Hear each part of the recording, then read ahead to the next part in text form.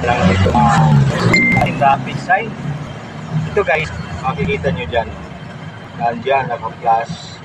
Yung sinasabi, before tayo dumating po doon sa ating patutunguhan, may nakikita tayo traffic sign. Before talaga actual na nandun yung traffic sign o light, ay dapat binababalaan po tayo no, na bago tayo dumating doon, ilang meters man yan o ano, ang layo pa.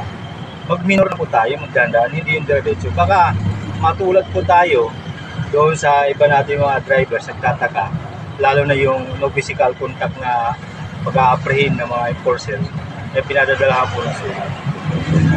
Hindi pa natin ngayon alam yan kung naibalik na yan kasi sa Paranaque, sa Makati, mayroon dati yan 2021. Kaya tayo guys, maging awareness po tayo na hindi po yung big na India.